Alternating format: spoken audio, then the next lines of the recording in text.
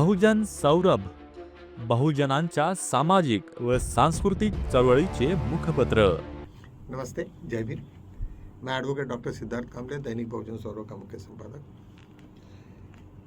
मित्रों, आज संसद का अधिवेशन चल रहा है बजट पे, और उस वक्त विपक्ष ने मतलब सत्ता पक्ष ने ये जोर से ये इशू को पकड़ा कि आप पहले बिरला जी का जो स्पीकर है जिसको हटाने की बात चल रही है, जिसके ऊपर में अविश्वास प्रस्ताव आया, उसके ऊपर में वो जोर से उन्होंने कहा कि उसी पे हम चर्चा करेंगे, उसके बाद में किसी पे चर्चा नहीं करेंगे, क्योंकि विपक्ष ने ये समझा था कि भाई वो इतना इम्पोर्टेंट इशू नहीं है, उससे भी ज़्यादा इम्पोर्टेंट इश्यूज हमारे यहाँ सदन में है, जो अभी गैस और वो सब पेट्रोल के और सबकी जो कीमतें बढ़ाने वाली है, और जिस तरीक़ा से इजराइल के साथ में मोदी जी के जो अभी दोस्ती बढ़ गई और जिसकी वजह से जो नुकसान हो रहा है, तो उसके ऊपर में ये सबसे ज़्यादा उसके ऊपर में चर्चा होनी चाहिए। तो लेकिन उस पर चर्चा नहीं हो रही है, तो उन्होंने भी अभी विपक्ष ने कहा कि ठीक है भाई, चलो उस पर चर्चा कर लेते हैं। सबसे पहले सेशन में मिस्टर गोगोई ने कहा कि भाई ये परंपरा के हिसाब से स्पीकर का पोस्ट यदि जब पक्ष के इसके रूलिंग पार्टीज को आता है, सरकार को जाता है, तो विपक्ष के पास में डिप्टी स्पीकर का सीट होता है, और डिप्टी स्पीकर जब भी कभी स्पीकर को हटाने की बात होती है तो उस चेयर पे डिप्टी स्पीकर होना चाहिए, ये परंपरा है। लेकिन हमारे संविधान में और ये प्रावधान भी है, लेकिन ये सरकार ने जानबूझ के डिप्टी स्पीकर का पद को हमें विपक्ष को नहीं दिया करके इस सीट पर जो भी आदमी बैठेगा वो केवल डिप्टी स्पीकर बैठेगा, और डिप्टी स्पीकर का सीट पोस्ट ही नहीं है, और जिसके वजह से ये सब का सब क्राइसिस में आए हैं। इस बात को सभी लोगों ने समझा और उनको लगा कि ये बहुत गंभीर गलत बात थी, क्योंकि डिप्टी स्पीकर होना था, और डिप्टी स्पीकर यदि जन कांग्रेस का होता तो निश्चित रूप से बिरला को जाना ही जाना था। तो ये सब परंपराओं के ऊपर में सब लोगों की जब बहस चली, और उस वक्त पिछले वक्त जो हुआ था वो इस वक्त थोड़ा सा कम हुआ, क्योंकि इस वक्त स्पीकर ने जिस तरीक़ा से खींचा, मतलब विपक्ष को ज़्यादा से ज़्यादा इंजरी करने की कोशिश की, और सभी लोगों ने कहा कि ये अध्यक्ष जो है हमारे ओम बिरला जी, वो इनके ज़माने में सबसे ज़्यादा लोग हमारे यदि कुछ ये हुए डिस्कार्ड किए गए, और हमारे विरोधी पक्ष को हुए, वो केवल इन्हीं के ज़माने में हुआ, और ये हमें नहीं चाहिए, क्योंकि वो पक्षपात करते हैं, और ये पोस्ट स्पीकर की पक्षपात करने की पोस्ट नहीं है, वो एक पर्टिकुलर पार्टी के सांसद होने के जैसा वो काम कर रहे हैं। तो निश्चित रूप से ये निंदनीय बात है, और जब ये निंदनीय बात है तो निश्चित रूप से पूरे इसमें ये होना चाहिए। आज भी चला, कल भी चला, कल से 2 दिन से इसी के ऊपर में बहस चल रही है, और निश्चित रूप से मुझे लगता है कि ये कल उसका इलेक्शंस का क्या होगा। खैर, मेजॉरिटी होने के वजह से वो गिरे, मतलब ये उनकी कोई उम्मीद भी नहीं था, लेकिन कम से कम लोगों ने इतनी बात तो कही कि ये स्पीकर कितने निर्लज्ज है, ये कितना नीचे तक गिर सकते हैं, और किस किस तरीक़ा से उन्होंने जो जो भी कारनामे किए, इसके ऊपर में बीजेपी का पूरा भंडाफोड़ हुआ, और सभी लोगों को बड़ा आश्चर्य लगा। मुझे लगता है कि ये बहुत शर्मनाक बात है कि जब डिस्कशंस हुआ। सेकेंडली, आज राहुल गांधी के ऊपर में उन्होंने जितने भी वार करने के हैं वो तो बातें और रही है, लेकिन पूरा का पूरा सत्ताधारी पक्ष केवल एंड केवल राहुल गांधी के ऊपर में उन्होंने किया, जब हमला किया। और इस वक्त जब हमले के वक्त जब पूरा प्रियंका गांधी संसद में उठी और बोली कि आप सब लोग एक ही आदमी को डरते हैं, वो है राहुल गांधी। इतने सालों से वो अकेले सच बोलते हैं, और करके तुम्हें लगता है कि सच बोलने वाले के सामने में तुम गिड़गिड़ाते हो। और इस तरीक़ा से जो उन्होंने बात की और सभी सदन ने सुनी, और बड़ी ये हुआ, और उन्होंने भी उनको तुरंत रोका गया, और इस तरीक़ा से सब चल रहा था। निश्चित रूप से अपने देश का जिस तरीक़ा से ये चल रहा है पूरा का पूरा मसला, ये बहुत ही निंदनीय है। आज और एक खबर आई है कि जिस तरीक़ा से इजराइल में हम लोगों ने मोदी जी के दोस्त ये रहे हैं, लेकिन अंबानी ने एक बहुत बड़ा वहाँ पे 300 बिलियंस का एक बहुत बड़ा प्रोजेक्ट अमेरिका में लगाया, जिसके वजह से वहाँ पे एम्प्लॉयमेंट डेवलप होगा, आज ये पूरा पैसा कमाया उन्होंने इंडिया के तरफ से, लेकिन जब इन्वेस्टमेंट का प्रश्न आया तो उन्होंने अमेरिका जाके पसंद किया और अमेरिका में जाके लगा। यही हमारे लोगों का देश प्रेम है और उसके ऊपर में जितनी भी निंदा करनी चाहिए उतनी कम है, क्योंकि एक देश को लूटने का इंडिया को और दूसरी देश के तरफ में जाने का, ये क्या मोदी जी का जो व्यवहार है ये तो किसी के समझ के बाहर आने की वाली बात है।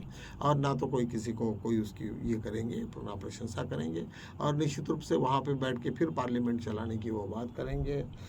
मित्रों, आज ईरान और इज़राइल और अमेरिका का युद्ध उतने ही ज़ोरों से चल रहा है जितना पहले था। उन्होंने उन्होंने सबसे पहले सिस्टम को उन्होंने ख़त्म किया।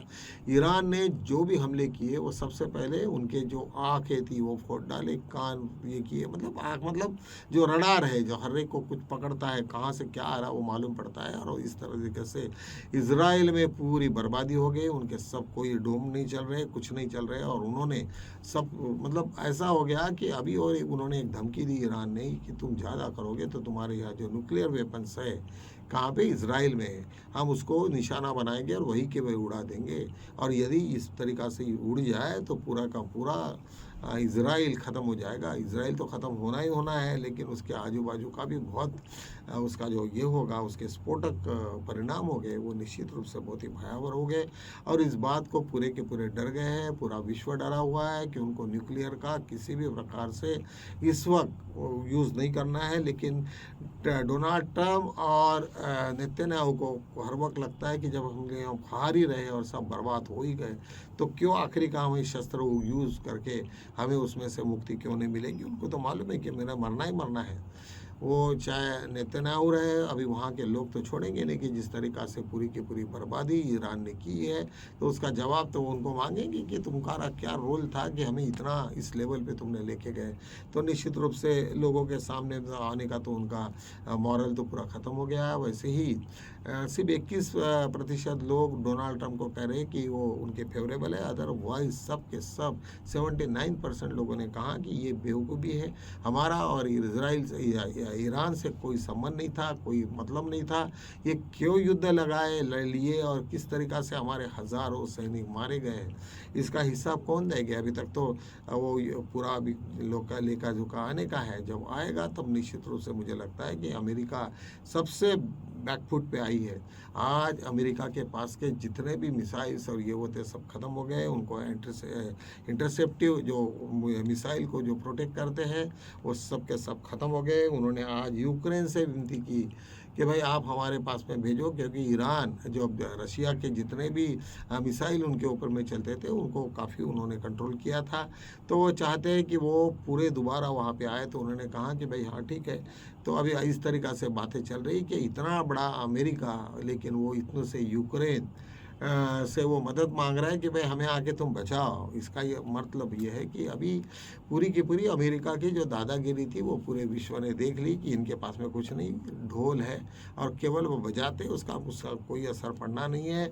आज जिस तरीक़ा से उनकी फजीयत हो गई और पूरे वर्ल्ड में जब देख रहे उनके पास के मिसाइल ख़त्म हो गए, उनके पास में आर्म्स ख़त्म हो गए, उनके पास का तेल का भंडार ख़त्म हो रहे, और इस तरीक़ा से उनकी इतनी बुरी हालत हो गई। और आप ईरान ने तो इतना यहाँ तक ये कह दिया कि भाई ये जंग तो बहुत लंबी खींचेंगी, और जब ये लंबी खींचेगी तो निश्चित रूप से मुझे लगता है कि वो चुन चुन के पूरे मिलिट्री और इसको ख़त्म करेंगे। तो ये पूरे वर्ल्ड में, पूरे विश्व में जब वो तमाशा देखेंगे तो निश्चित रूप से मुझे लगता है कि अमेरिका का जो ढोल है, अमेरिका का जिस तरीक़ा से ये थे प्रयत्न थे वो पूरे के पूरे विफल हो गए। ये सब देखेंगे हम लोग। सेकेंडली यही नहीं तो ईरान ने अभी सेकंड तो मिलिट्री ये तो थे ही, उन्होंने रडार, बाद में रडार को भी उड़ाया। अभी उन्होंने कहा कि उनकी इकोनॉमी को हमको ख़त्म करना है, तो पूरा जो बैंकिंग सिस्टम है उसके ऊपर में उन्होंने काफ़ी हमला करना चालू कर दिया। मुझे लगता है कि सबसे ज़्यादा शिकार जैसे इजराइल का हुआ उतना ही दुबई का भी उन्होंने वो कर दिया है, क्योंकि दुबई तो सबसे बड़ा कैपिटल है अमेरिका का, और वो पूरा जो कमर्शियल ऑर्गेनाइजेशन, कमर्शियल जो हब है, तो उसके भी ऊपर में उतने ही ज़ोरों से उनके हमले चालू हो गए। तो मुझे लगता है कि अभी इनके बहुत ही और वहाँ पे इंडियंस बहुत ज़्यादा है। मोर ख्याल से 50% से के पास में हमारे दुबई में इंडियंस है, एंड इंडियंस लोगों की प्रॉपर्टीज़ है।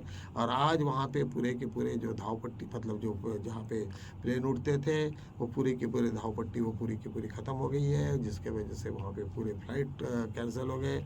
और ऐसे सिचुएशन में निश्चित रूप से जो लोगों ने वहाँ पे इन्वेस्ट किया होगा, जो पैसा डाला होगा, वो अभी काफ़ी नाराज़ है, और उनको लगता होगा कि भाई इतना बड़ा दुबई जो अमेरिका के बदौलत इतना अपने आप को प्रोटेक्ट करता था, वो सब के सब भाग गए और अभी किसी काम के नहीं रहे। तो मुझे लगता है कि उनको उभरने के लिए कई साल लग जाएंगे इसमें से, ये सदमे से। आज इस तरीक़ा से ये आज पूरे विश्व में चला। आज हॉर्मुज़ के पास में जो ईरान का पूरा कब्जा जहाँ के पूरा का पूरा समुद्री मार्ग से हमारे यहाँ पूरा फ्यूल आता, तो शायद ईरान ने ही उसको उड़ाया होगा। पूरा का पूरा तेल का पूरा टैंकर उड़ गया, जिसमें 13 क्रूज़ थे। उसमें से 10 क्रूज़ को बचाया गया, लेकिन 3 क्रूज़ बचाए नहीं गए। लेकिन अभी तक ये पुष्टि नहीं हुई कि उसको किसने उड़ाया। शायद मुझे लगता है कि जो अमेरिका ने इंडियन बॉर्डर के पास में ईरान के अपना सबमर्सिबल वो नॉवेल का ये उनको हिट किया, मारा जो उनके पनडुब्बी से, तो उसका ही शायद वो बदला हो सकता है। और उन्होंने जो इंडिया में आने वाला जितना भी तेल था उसको रोकने का उन्हें प्रयास किया, जिसके वजह से भी आते समय कोई भी इतनी रिस्क नहीं लेंगे जब तक पूरा युद्ध ख़त्म नहीं होता, सब नॉर्मल नहीं होता, तब तक इंडिया में कोई किसी भी प्रकार से कुछ भी नहीं मिलने की संभावना है। तो चलो, इस तरीक़ा से पूरा आज देश और विदेश के खबरों के साथ में यही हम रुकते हैं। कल मिलेंगे नए मुद्दों के साथ में, और इलेक्शन में क्या होगा, इन लोगों का कैसे, ओम बिरला का कितने विन्स करेंगे, क्या करेंगे, तो ये उसके बारे में कल हम बात करेंगे। तब तक के लिए जय भीम।